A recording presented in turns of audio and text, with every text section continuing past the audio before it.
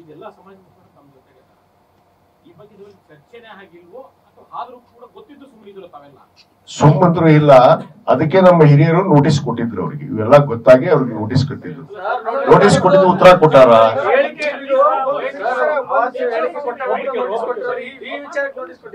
ಯಾವುದು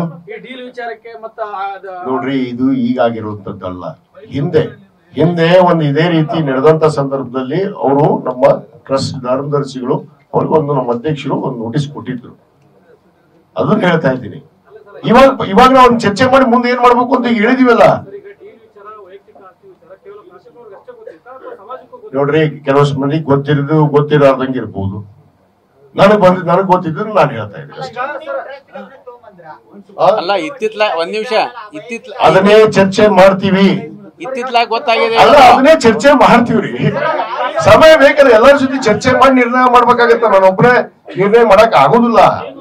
ಅದನ್ನು ಅರ್ಥ ಮಾಡ್ಕೊಂಡಿರ್ತಾವ.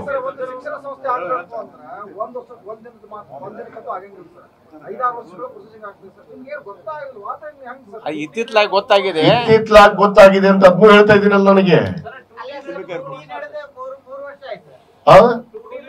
ಅಲ್ಲ, 2D 2C ನಡೆದು, ಇದು 2A ನಡೆದು 4 ವರ್ಷ ಆಯ್ತು ಬಿಡ್ರಿ. ಯಾವ್ದು ಡೀಲ್ ಯಾವಾಗಾಯ್ತು ನಿಮಗ್ ಗೊತ್ತಿದೆ. ಡೀಲ್ ಯಾವಾಗಾಯ್ತು? ಫ್ರೀಡಂ ಪಾರ್ಕ್ ನಲ್ಲಿ ಆಗೈತಿ. ಫ್ರೀಡಂ ಪಾರ್ಕ್ ನಾಗ ಆಗೈತಿ ಆಗಿ 2 ವರ್ಷ ಆಗಿದೆ. ಯಾವ್ದು ಗೊತ್ತೈತಿ ನಮ್ಗೆ. ಆದ್ರ ಸಂದರ್ಭ ಬರ್ಬೇಕಲ್ಲ, ಅದಕ್ಕೆ ಸಂದರ್ಭ ಬಂದಿದೆ. ಈಗ ಸಂದರ್ಭ ಬಂದಿದೆ. ಸಾಕ್ಷಿ ಸಮೇತ ನಾವು ಬರ್ತೀವಿ, ಖಂಡಿತವಾಗಿ ನೀವು ಹೇಳ್ತೀವಿ. ಯಾವ್ದು ಕೆಲವು ವಿಚಾರ ನೋಡ್ರಿ, ಎಲ್ಲವೂ ಬಹಿರಂಗವಾಗಿ ಚರ್ಚೆ ಮಾಡಕ್ ಆಗೋದಿಲ್ಲ. ತಮಗೂ ಗೊತ್ತಿದೆ, ಒಂದು ಸಮುದಾಯ ಗುರುಗಳು ಮಾಡಿದ್ಮೇಲೆ ಕೆಲವು ವಿಚಾರಗಳನ್ನ ನಾವು ಆಂತರಿಕವಾಗಿ ಕೂಡ ಚರ್ಚೆ ಮಾಡಬೇಕಾಗತ್ತೆ. ಆಂತರಿಕವಾಗಿ ಚರ್ಚೆ ಮಾಡಬೇಕಾಗತ್ತೆ.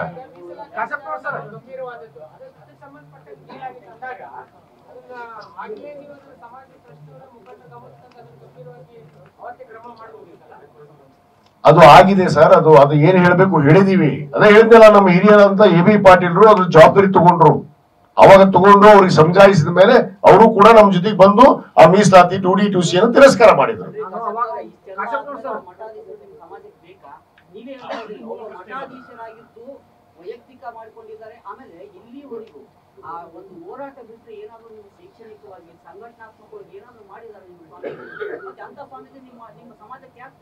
ಅದಕ್ಕೆ ಹಿರಿಯರೆಲ್ಲ ಕೂಡ್ತಾ ಇದ್ದೀವಿ, ಚರ್ಚೆ ಮಾಡಿ ಅದಕ್ಕೆ ನಿರ್ಧಾರ ಮಾಡಿ ಹೇಳ್ತೀವಿ.